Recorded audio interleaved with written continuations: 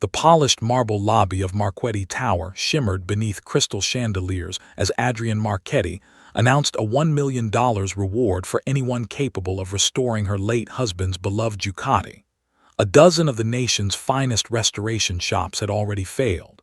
Then a man wearing a faded flannel shirt stepped through the entrance. Grease stained his fingertips. Security immediately moved to stop him. Trevor Hollies leaned toward the microphone with a smirk. "Let him in," he said. "Let's give everyone a chance to see who thinks they belong here." Silas Brennan's eyes settled on the motorcycle, and he froze. While everyone else saw a damaged machine, he was the only person who understood exactly what it was trying to tell him. What secrets could a $6 patch possibly conceal? The first morning of October arrived with Charleston wrapped in thick coastal fog. Along Folly Road, a small repair shop opened exactly as it had every day for years, with the quiet whistle of a kettle and the familiar aroma of inexpensive coffee. Above the entrance hung a weathered blue sign reading Brennan and Son. Years of rain had chipped away at the hand-painted lettering. Inside, Silas Brennan lifted the garage door halfway, swept the concrete floor, and placed 2 mugs on the chilly workbench. One belonged to him. The other belonged to no one in particular. It was a habit he had long since stopped trying to explain. He filled both cups, settled onto a rolling stool, and opened an old leather notebook so worn it nearly folded shut under its own weight. Every page contained neat handwriting, measurements beside sketches, dates paired with framed serial numbers. Turning to a blank page, he wrote the day's date. Beneath it in pencil, he added only one note. 1978 Harley, Mr. Levitt, exhaust gasket. Then he closed the notebook and quietly waited for the day to fully begin. At exactly 7 o'clock, Toby came down the rear staircase carrying a lunchbox in one hand and a tightly rolled sheet of butcher paper beneath the other arm. He was 8 years old, skinny like every other child his age. Yet there was something unusually calm about the way his hands moved. He spread the paper across the workbench and continued the drawing he had been working on for nearly 3 weeks. It was his father's old Triumph, still resting beneath a tarp in the corner of the shop. "The bus comes at 7:30, Silas reminded him. "I know." Silas poured a smaller mug filled mostly with warm milk and just enough coffee to tint it, then placed it beside the drawing. Without lifting his eyes, Toby took a sip. His pencil moved carefully. Every line was deliberate, exactly the way Silas had taught him. First, draw the structure that carries the weight. Then add the parts that create movement. Decoration always comes last. Mr. Levitt arrived at 7:40, pushing his aging Harley beside him like an exhausted old horse. At 81 years old, he'd been bringing motorcycles to Silas ever since Brennan and Son was nothing more than a rented corner inside a transmission shop. Silas listened to the engine for only 3 seconds before nodding. 40 minutes later, he'd replaced the exhaust gasket, cleaned a fuel line that technically didn't need attention, and wiped his hands on a rag. Mr. Levitt asked the same question he always did. "What do I owe you?" $40.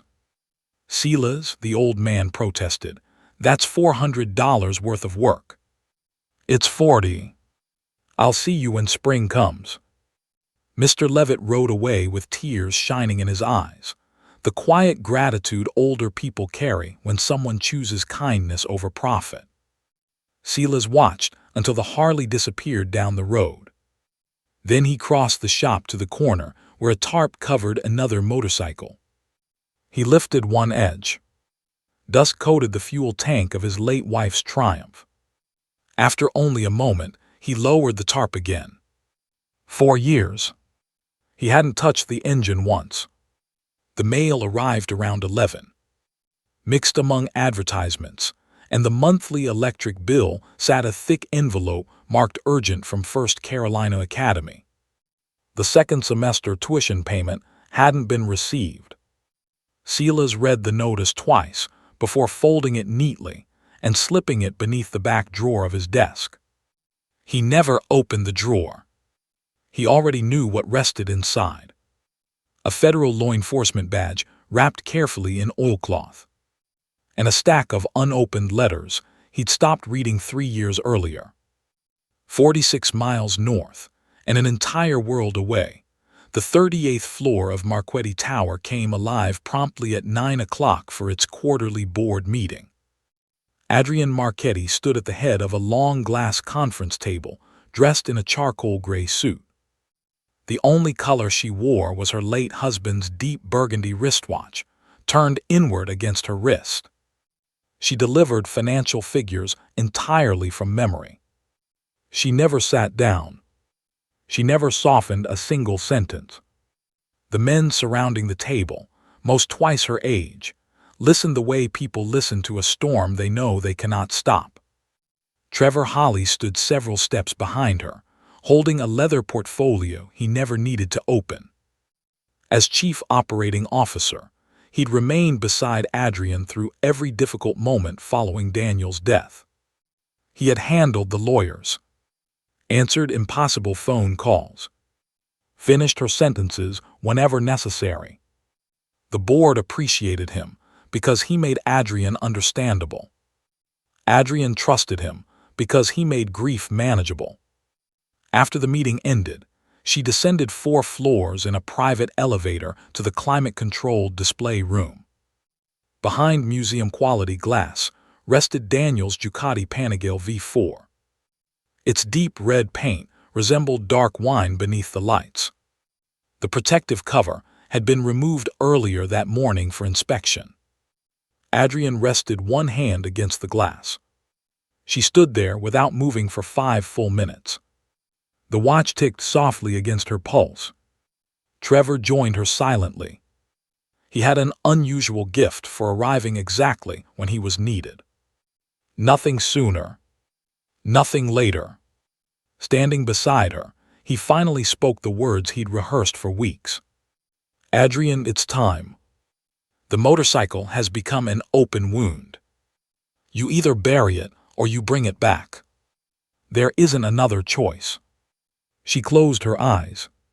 She remembered the first ride Daniel had ever taken her on. The city disappearing around them. Her laughter buried against the back of his leather jacket. Then she remembered the morning the state trooper appeared at the front gate. Restore it, she whispered. Every detail. I want it exactly as it looked the morning he rode away. That afternoon, she officially signed the public reward. $1 million to whichever restoration shop could return the Ducati to its original condition, verified by independent inspection. The announcement was released at 4 o'clock. By 5, Trevor had already briefed her on the 3 restoration companies he believed had a realistic chance. His preferred choice was an elite restoration firm in Atlanta known for restoring vehicles owned by wealthy automotive families. He suggested holding a private bidding event inside Marquetti Tower the following Tuesday to carefully manage the media attention. Adrian agreed without hesitation. She trusted him completely. For 18 months he had stood beside her through unimaginable loss. People didn't show that kind of loyalty without reason. What Adrian never knew was that during the previous year, 4 respected restoration specialists had quietly withdrawn after inspecting the Ducati. Each had examined the motorcycle once. Within a week, every one of them declined. Some blamed scheduling. Others claimed the project was too complex. None ever explained the real reason. Every withdrawal letter passed directly across Trevor's desk. Every one quietly disappeared into his files. The bidding event transformed the tower's atrium into a sea of tailored suits and subdued lighting. At the center stood a custom-built platform where the Ducati rested beneath a single spotlight, almost like evidence awaiting judgment. Reporters from several motorcycle publications and a regional business network waited nearby with cameras ready. Adrian stood behind a podium. Trevor remained beside her. The first restoration company submitted a proposal of $320,000, outlining a complete teardown, imported Italian replacement components, and a 3-month schedule. The second bid $540,000, including a custom-built subframe and an extended warranty. The third proposed $780,000, promising advanced metallurgical testing and museum-level certification upon completion. Adrian listened to every presentation without revealing a single emotion. Everything unfolded exactly as Trevor had predicted. The final registered bidder, the moderator announced while reading from the list. Mr. Silas Brennan, Brennan & Son, Charleston. The rear door slowly opened. One man walked inside. No assistance. No presentation. No polished proposal. He wore a freshly cleaned slate-colored flannel shirt, faded jeans, and work boots that had been brushed clean but never polished. Gray touched the sides of his closely cut hair. A small leather notebook rested quietly in his left hand. The room fell silent. Adrian studied him for several long seconds before turning toward the moderator. I believe someone's made a mistake with the invitation list. Polite laughter rippled across the room. The kind of laughter people share only after realizing it's acceptable. Trevor stepped toward the microphone wearing the confident smile of someone delivering a rehearsed line. You think $1 million reward earns you a seat here? This isn't a bid to repair lawnmowers. Try the service entrance. Heads turned. Cameras swung toward the newcomer. One television producer in the back quietly muttered an oath before immediately beginning to record. Silas ignored Trevor completely. He ignored the executives laughing around him. His eyes remained fixed on Adrian. His expression never changed. Meanwhile, 46 miles away inside a modest repair shop on Folly Road, an 8-year-old boy watched the live broadcast on a tablet propped against the wall in the back office. A few hours earlier, Toby Brennan had asked his teacher if he could call his father during lunch. She had smiled and agreed. When Toby heard a stranger say his father's last name like a joke during the live broadcast, he didn't react. He didn't cry. Quietly, he placed the tablet face up on the workbench, then walked to the corner where his father's old Triumph rested beneath its faded tarp. He reached out and rested his small hand on the worn leather seat. Then he stood there in silence until lunchtime ended. Back at Marquetti Tower, Silas waited patiently for the laughter to fade. Only after the room had grown quiet did he finally speak. His voice was softer than the laughter had been. "I'll wait off to the side until you're finished," he said calmly. "When the presentations are over, I'd appreciate 1 minute alone with the motorcycle. As a registered bidder, I believe I'm entitled to that." Adrian studied him once again. Something inside her, something she rarely allowed anyone to see, noticed that there wasn't a trace of anger on his face. She didn't smile, but she nodded. "1 minute," she replied. "After that, you may leave through whichever exit you choose." Once the bidding officially concluded, the crowd slowly began to disperse. Reporters were guided toward a reception area for refreshments. The representatives from the 3 competing restoration companies packed away their materials with the relaxed confidence of men, convinced the winner had already been decided. Only the formal announcement remained. Adrian stepped away from the podium with Trevor beside her. She motioned toward the display platform. "You have your minute, Mr. Brennan." Silas approached the Ducati. Then he slowly walked around it. He never touched the fuel tank. Never examined the engine. never ran his fingers across the seat. Instead, he completed one slow circle, studying every angle with the quiet concentration of a physician examining a patient who couldn't describe where the pain was. When he reached the motorcycle's right side, his attention settled on the throttle cable running from the handlebars. He slowly crouched down. He remained there for what felt like an eternity. The entire room seemed to hold its breath. Finally, he stood. Looking directly at Adrian, he asked only one question. Was the road wet or dry the day of the accident? A different kind of silence settled across the atrium. Adrian began to answer. But Trevor spoke first. Too quickly. It was dry, he replied. Late afternoon. The state police report covers every detail. If you can find a library, you're welcome to read it. Silas never looked toward Trevor. His eyes stayed on Adrian. He noticed the slight tightening of her jaw when Trevor answered in her place. Just half a second. Barely visible. Still, he noticed. He noticed everything. Thank you, he said quietly to Adrian alone. He glanced one final time at the Ducati before stepping down from the platform. I don't need $1 million, he said simply. I only need $6. And 15 minutes. I can come back tomorrow. For several seconds, no one spoke. Then an executive seated in the second row let out a sharp laugh before glancing around to make sure everyone else approved. Trevor laughed too. His was louder, more deliberate. The laugh of someone trying to hide discomfort. $6, Trevor said with a grin. I'll gladly start a collection. The room erupted into scattered laughter once again, spreading from group to group. Adrian remained silent. She watched Silas cross the polished marble floor toward the exit. She couldn't explain why a strange chill settled in her chest as he walked away. Near the entrance to the side gallery stood a tall woman in a navy business suit. Margaret Espinoza, chief legal counsel for Marquetti Logistics.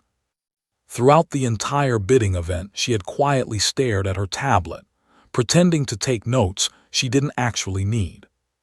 But when Silas asked whether the road had been wet or dry, she looked up. And when Trevor answered before Adrian could speak, her grip tightened around the tablet. She watched Silas reach the doors. He paused briefly, turned halfway back, met Adrian's eyes across the room. No smile, no nod, just one final glance. Then he disappeared. Margaret slowly lowered her tablet. For 18 long months, she had been waiting for someone willing to stand in front of Trevor Hollies without backing down. She had no idea who Silas Brennan was, but she knew exactly what she just witnessed. That evening, at precisely 9:12 p.m., the first headline appeared on the Charleston Business Wire. By 9:20, regional news outlets had picked it up. By 10:00, 2 national publications were running the story. Confidential financial records from Marquetti Logistics had somehow reached an investigative reporter in Atlanta. The documents suggested that $47 million in operating funds had quietly moved through 3 subsidiary companies over the previous 16 months without proper disclosure to the board. The article named no source. It accused no suspect. It simply published the financial spreadsheet, 2 internal emails, and ended with a single sentence. Marquetti Logistics declined to comment. When the stock market opened the following morning, company shares dropped 11% within the first hour. Adrian had been awake since 4. By 6, she sat inside her office with a cold cup of coffee and 3 attorneys surrounding her desk. At 8, Trevor joined them. This was planned, he said. He looked exactly like someone who had spent the entire night working. Whoever leaked the documents knew exactly when to do it. Adrian, listen carefully. The board will hold an emergency meeting tomorrow. They'll want stability.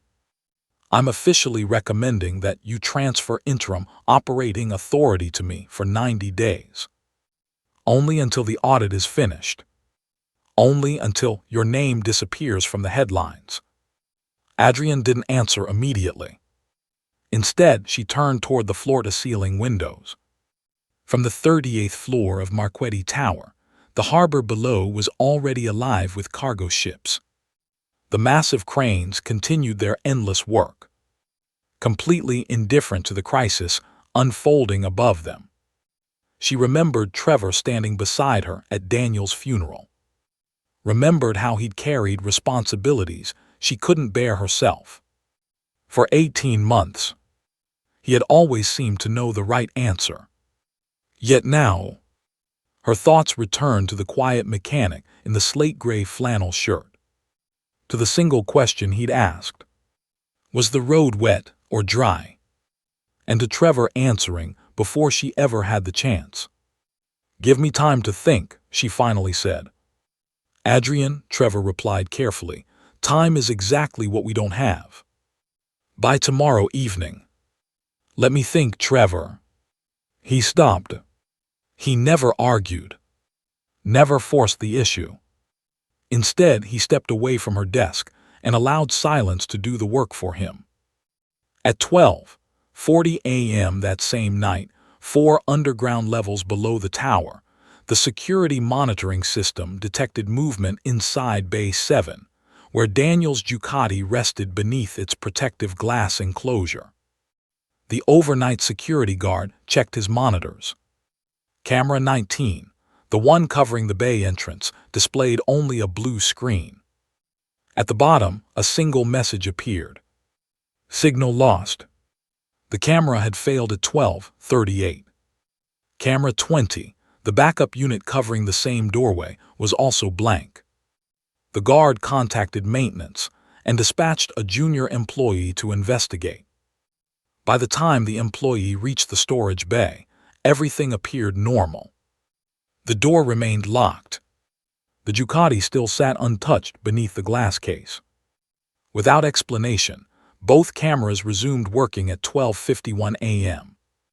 Later, investigators reviewing security logs discovered another unusual detail. A Marquetti logistics delivery van had entered the loading dock at 12:32 and departed at 12:49. The vehicle's license plate wasn't assigned to any active company vehicle. Instead, it belonged to a delivery van officially retired 11 months earlier and supposedly sold during a subsidiary auction. That auction had been overseen by a procurement manager, whose reporting chain ultimately led to Trevor Holly's. Adrian wouldn't discover any of that until the following afternoon.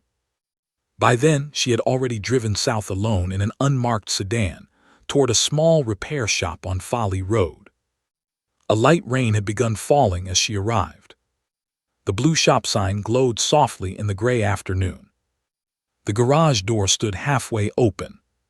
She parked across the lot and remained behind the steering wheel for a long moment before stepping into the drizzle without opening an umbrella. She walked exactly the way she'd walked into hospital rooms after Daniel's accident. Slowly, head held high, eyes fixed ahead. Before she reached the entrance, the door opened. A young boy wearing a green hoodie stood waiting. His expression carried the quiet seriousness of a child who had grown up around silence instead of chaos. He didn't ask who she was. He simply stepped aside. "Are you here to see my dad?" Toby asked. "Yes. He's in the back. I was just about to make coffee. Do you take cream?" Adrian didn't laugh, but something inside her softened. Just a little. "Yes, please." Toby led her inside. The shop smelled of motor oil, floor cleaner, and old paper. Every tool hung neatly on the pegboard. Nothing seemed out of place. Above the main workbench, taped together from 3 separate sheets of brown paper, hung an enormous drawing of a motorcycle. Adrian stopped walking. She stood silently before it. The proportions were flawless. Every line was patient, precise, and unmistakably accurate. It was a detailed drawing of the very same Ducati Panigale V4, resting beneath glass 46 miles away. Drawn entirely from memory. By a child. Without taking her eyes off the sketch, she quietly asked, "Did you draw this?" "Yes, ma'am," Toby replied. "My dad showed me a picture of it in a magazine." Adrian placed one hand against the wall beneath the drawing, steadying herself. A moment later, Silas emerged from the back of the shop, wiping grease from his hands with a shop rag. When he saw her, he simply stopped. He didn't pretend to be surprised. He didn't offer a dramatic greeting. Quietly, he laid the rag on the workbench. "Toby," he said, "why don't you check on the cookies? They've got about 9 minutes left." "Dad, it's 5 minutes," Toby corrected. "I'll set the timer." Silas nodded. Toby glanced once toward Adrian with the observant eyes of a boy who had learned to understand a room before speaking, then disappeared into the small kitchen at the back. Silas and Adrian were left alone, accompanied only by the soft rhythm of rain tapping against the roof. $6, Adrian said at last. "What exactly do you need it for?" Silas studied her quietly before answering. "To replace a rubber patch that's attached where it doesn't belong. On your husband's throttle cable housing." He paused. "And to find out who put it there after he died." Adrian said nothing. The watch resting inside her wrist ticked steadily against her pulse. 1 beat. Then another. Outside, the rain continued to fall. "You mean someone murdered my husband?" Silas shook his head slightly. "I'm saying the motorcycle I examined yesterday didn't kill him. Something else did. And afterward, someone covered that evidence with $6 worth of rubber." He met her eyes. "I'm a mechanic, Mrs. Marchetti. I'm not a prosecutor. But I know exactly what I saw." Just then, Toby returned carrying a plate of freshly baked cookies. They weren't perfectly shaped. They looked exactly the way homemade cookies should when a child has helped make them. Their warm aroma quickly filled the little shop. Without speaking, Toby placed the plate between his father and the woman still wearing her rain-soaked coat. Then he quietly stepped back. Adrian looked at the cookies, then at the motorcycle drawing hanging on the wall. Finally, she looked at the little boy standing silently in the doorway with his hands folded together. The first tear escaped before she could stop it. The second followed because she no longer had the strength to hold it back. For 18 months, she hadn't cried once.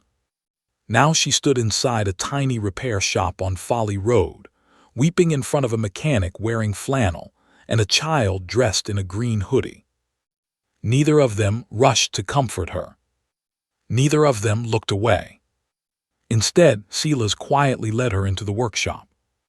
He switched on a desk lamp above the workbench and placed 2 tiny clear evidence bags beneath the light. Inside each rested a thin piece of black rubber, no larger than a thumbnail.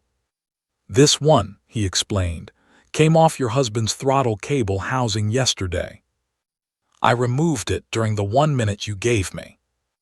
The motorcycle won't even notice it's missing." He pointed to the second sample. This piece came from original Ducati supplier inventory for that exact model and production year. The supplier in Modena still keeps manufacturing records going back 40 years. He adjusted the stereoscopic magnifier. The 2 rubber samples came sharply into focus beside one another. "Look carefully. Notice the surface texture." See how the older sample has developed tiny carbon blooms, almost like little constellations. Now compare it to the other one. The aging is different. The rubber compound is different. The vulcanization pattern is different. This replacement wasn't manufactured the same year as the motorcycle. It was produced roughly 3 years later. There isn't a single maintenance record authorizing replacement of this part. It has no reason to be there. Adrienne leaned into the magnifier. She knew nothing about motorcycle mechanics. She couldn't explain exactly what she was seeing, but she could clearly tell. The two pieces didn't match. And once she saw that, she couldn't ignore it. What does it mean? The words came quietly, not really as a question. Silas turned the magnifier aside before opening another evidence envelope. Inside was a close-up photograph he had taken the previous day. The throttle cable housing filled the frame. Running beneath, where the rubber patch had been, was a perfectly straight line. Almost invisible. Visible only because of the angle of the light. There's a cut beneath that patch. 1.2 millimeters. Made with a precision blade. It isn't normal wear. It isn't fraying. It's an intentional incision. He tapped the photograph. At highway speed on a dry road. A damaged cable like this can catch and hold the throttle wide open. He looked directly at Adrienne. On a wet road, the moisture causes the cable housing to swell. The defect reveals itself much sooner. The rider notices the problem, pulls over, and survives. Whoever sabotaged this motorcycle needed dry pavement. They depended on the weather. They chose their day carefully. Adrienne rested both palms against the workbench. She couldn't bring herself to look up. How do you know all of this? Silas hesitated. Then he reached into the drawer Toby had always been forbidden to open. He removed a small bundle wrapped in oilcloth. Carefully unfolding it, he revealed a federal badge, a laminated identification card, and a photograph of a much younger version of himself, wearing a navy windbreaker marked with 3 familiar white letters. I spent 13 years with the National Transportation Safety Board. I was a senior accident reconstruction specialist. I investigated 37 fatal motorcycle crashes. 4 involved suspected sabotage. Every one of those 4 eventually resulted in criminal charges. I left the agency 4 years ago. Adrienne looked at him quietly. Why? Silas glanced toward the worn leather notebook resting on the bench. Because case number 38 was my wife. I knew what had happened, but I couldn't prove it. So I walked away. I stopped working for people who needed evidence before they believed the truth. And I started repairing motorcycles for people who simply wanted to ride them again. Neither of them spoke for several moments. The rain outside had softened into a light mist. In the glow of the work lamp, Adrienne realized the man standing across from her looked nothing like the mechanic everyone had mocked inside the tower. He certainly wasn't the man Trevor Hollies had laughed at. She finally broke the silence. The motorcycle. Only someone with access could have done this. Daniel always kept it inside the secure bay. Only 3 people had keys. Silas nodded once. Trevor was one of them. Yes. Adrienne's eyes drifted toward the drawing hanging in the front room. Her late husband's Ducati, perfectly recreated from memory, by a little boy who had never actually seen it. Then she said quietly, "We need to discuss the other 2. 2 days later, Adrienne personally called an emergency board meeting. She issued the notice under her own signature, without consulting Trevor. The invitation list included every board member, 2 independent auditors, 3 trade journalists, and an attorney from a Washington law firm she had retained early that morning. The printed agenda contained only 2 items: corporate stability review, and beneath it, independent technical presentation regarding the Daniel Marchetti motorcycle. Trevor arrived shortly before 10 wearing a charcoal suit and his usual confident smile. He carried a folder containing the speech he'd carefully prepared to accept temporary operating authority over the company. He took his customary seat 2 chairs away from Adrian. As always, he offered the same reassuring smile he'd given her at Daniel's funeral and every crisis afterward. This time, she didn't return it. Precisely at 10 o'clock, Adrian stood. Instead of opening the meeting, she walked to the side entrance and opened both doors herself. 2 technicians slowly wheeled Daniel's Ducati Panigale V4 into the boardroom on a low display platform. The motorcycle rolled to the head of the table, stopping directly beneath the chandelier. The room fell silent. Some things completely change a room the moment they enter it. This motorcycle was one of them. "This morning," Adrian said, "you'll hear from a consultant I've retained. Afterward, we'll vote on the question of stability." She nodded toward the rear of the room. Silas Brennan walked inside. He wore the same slate-gray flannel shirt from the bidding event. In one hand he carried a manila folder. In the other, his familiar leather notebook. He ignored Trevor completely. Instead, his attention settled once more on the Ducati. "My name is Silas Brennan. I served as a senior accident reconstruction specialist with the National Transportation Safety Board before retiring 4 years ago. Mrs. Marchetti has retained me as an independent consultant." He placed the folder on the conference table and opened it. This motorcycle did not kill Daniel Marchetti. A $6 rubber patch, placed over a deliberately cut throttle cable, or did. The patch was installed after the crash to conceal evidence of sabotage. The person responsible for placing that patch is sitting in this room. Nobody moved. One reporter along the wall slowly lowered their pen. Trevor leaned back comfortably. The smile he used during difficult negotiations returned to his face. "So now we're taking mechanical advice from a country repairman," he said smoothly. "Adrian, surely you recognize this performance for what it is. Whatever this gentleman accomplished 15 years ago. You can't suspend a board meeting because—" Silas calmly interrupted, not with words, but by sliding the first document across the table. "Independent spectroscopic analysis. Completed 3 days ago by a certified laboratory in Raleigh. The rubber compound dates approximately 3 years later than the motorcycle itself." Then came the second document, a magnified scan of the throttle cable beneath the patch. 1.2 millimeter blade incision. Not wear, not fatigue.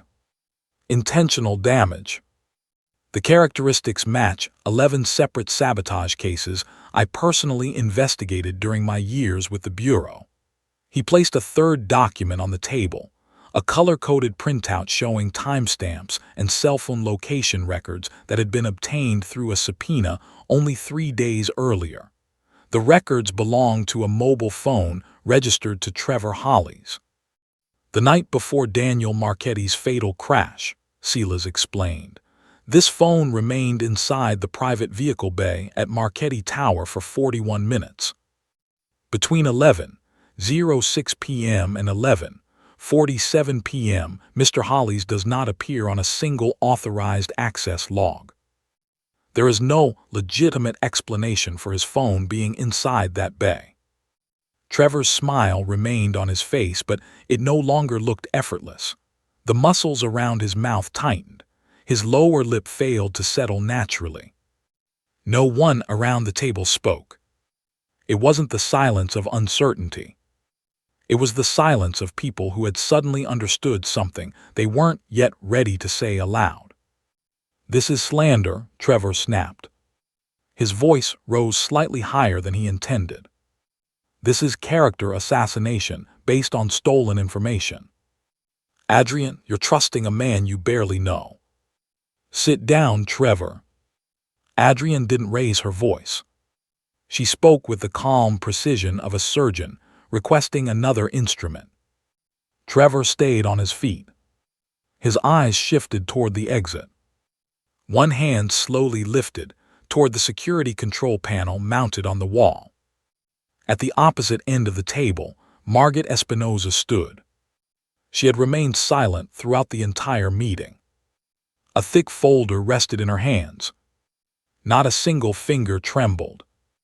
"Before you call security, Mr. Hollies," she said evenly, "I'd like the board to review these documents." She opened the folder and carefully laid the pages onto the table. $47 million. Unauthorized transfers through 3 subsidiary operating accounts.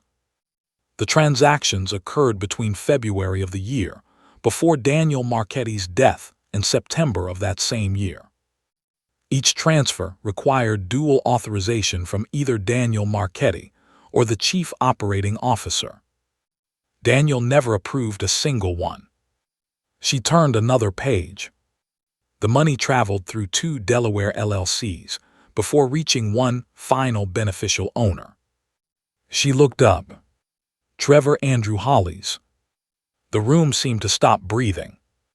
Margaret continued. These transfers began just 3 weeks before Daniel died. They started the same week Daniel secretly requested a forensic accounting review from my office involving those subsidiaries. He never shared that request with anyone. He didn't even tell his wife. The morning of his death, Daniel was scheduled to meet an assistant United States attorney at the federal courthouse in Charleston. He never arrived. Adrian never looked away from Trevor. Silas quietly spoke again. "There's one final piece." The rubber patch carries a tiny etched identification mark on its inner curve. It becomes visible under 12 times magnification. It's the inventory mark of a specialty supplier called Low Country Performance on Meeting Street in Charleston. They maintain approximately 40 private client accounts. One of those accounts belongs to Mr. Trevor Hollies. It was opened during the same year Daniel died. The account was used 3 separate times. Once 2 weeks before Daniel's death. Again 4 days before. And once more 2 days afterward. Trevor's hand remained suspended beside the security panel. Slowly, he lowered it. For the first time since the meeting began, he looked directly at Adrian. The expression on his face wasn't confidence. It wasn't even fear. It was calculation. The look of a man measuring which exit offered the best chance of escape. He chose badly. Without warning, he lunged across the conference table toward Adrian. The 2 security officers Adrian had quietly stationed along the wall reacted before anyone else understood what was happening. Trevor hit the carpet long before reaching her chair. He shouted something, but the words never became a complete sentence. The boardroom doors opened. 3 men and 1 woman entered calmly, all dressed in plain business suits. The lead agent identified herself as a special agent from the Charleston field office of the FBI. Standing beneath the chandelier, in full view of the board, the reporters, and Daniel's Ducati, she read Trevor Hollies his rights. Silas Brennan had submitted his complete findings to the Bureau 3 days earlier, immediately after receiving the laboratory's spectroscopic results. Federal investigators had simply been waiting for the cell phone subpoena to clear. Trevor was escorted out through the executive corridor. He never looked back. The doors closed softly behind him. Adrian remained standing at the head of the table. No reporter wrote a word. No board member spoke. She rested one hand against the chair for support. A moment later, she realized she no longer needed it. She let go. Looking toward Trevor's now empty chair, she whispered, "You stood beside me for 18 months. Her voice barely carried across the room. 18 months. And all that time, you knew I was grieving the wrong man." Nobody answered. There was nothing left to say. Outside Marchetti Tower, the company's stock began climbing within the hour. By market close, shares had gained 14%. At 4:15 that afternoon, the Atlanta Restoration Company quietly withdrew its proposal by email. By 6 o'clock, 2 of the 4 restoration shops that had previously refused the Ducati contacted Margot's office, asking permission to finally speak publicly. Later, after the federal agents departed and the technicians rolled the Ducati out of the boardroom, only Adrian and Silas remained. She looked across the table. The right words wouldn't come. "Take the $1 million, she finally said. "You've earned it many times over." Silas quietly closed his notebook and stood. "I'll send you an invoice, Mrs. Marchetti." A week later, the federal indictment was officially issued on Wednesday morning. That same afternoon, the board unanimously appointed Margot Espinoza as interim chief operating officer. 2 of the 4 restoration shops that had walked away from the Ducati sent sincere written apologies. That Saturday morning, Adrian's sedan once again traveled down Folly Road. The skis had cleared. At Brennan & Son, the garage door stood fully open, and sunlight stretched across the concrete floor in one clean diagonal beam. Adrian stepped out alone. She wore blue jeans and a soft gray sweater. For the first time in 18 months, Daniel's watch rested on the outside of her wrist instead of hidden beneath it. Silas stood at the workbench cleaning a carburetor. He glanced up. He wasn't surprised to see her. She placed an envelope on the bench. Inside was a certified corporate check from Marchetti Logistics for $1 million, signed personally by her. Silas never touched it. Instead, he reached beneath the bench and pulled out a plain sheet of paper.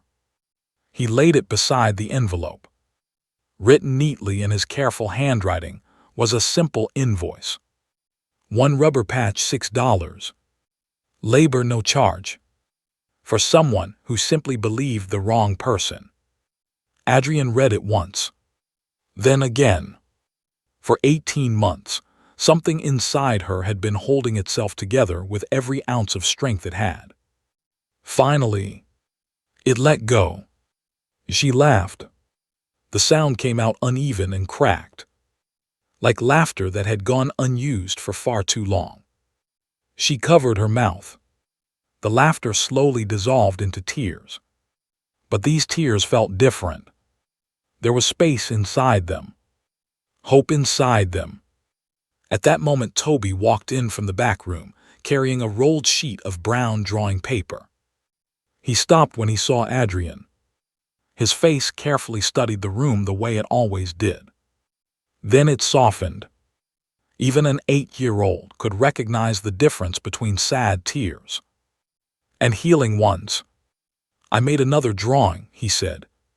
He spread the paper across the workbench. 3 people stood beside the Ducati. Not gathered around a memorial. Simply standing together beneath bright sunlight. Like people getting ready to begin a journey. The faces were simple, childlike circles. But their posture, their closeness, those details were perfect. Adrian looked at the picture for a long time. "It's beautiful, Toby. Dad helped me a little with the wheels." She smiled. That doesn't make it any less beautiful. She reached into her coat pocket and removed a small leather key fob. Setting it beside the handwritten invoice, she said quietly, "This is the key to Daniel's private workshop. The one inside the vehicle bay. He built it for tools he never had the chance to buy. I don't know what that space should become." She gently pushed the key toward Sela's. "If you'd like. It's yours. Teach there. Restore motorcycles. Fix bikes that still belong to people who are alive. Whatever feels right." Silas looked down at the key. He didn't pick it up. He didn't push it away either. "I'll think about it," he said softly. Adrian nodded. She didn't ask for an answer. Instead, she carefully lifted Toby's drawing, holding it the way someone carries something destined to hang on a wall for the rest of their life. Silas poured one more cup of coffee from the pot sitting on the bench. This time, there were 3 cups waiting. The following month, the sign above Brennan and Son received a fresh coat of blue paint. The original name remained exactly the same, but beneath it, in smaller lettering, a new line had been added. The paint was still drying. From the road, no one could quite read what it said yet.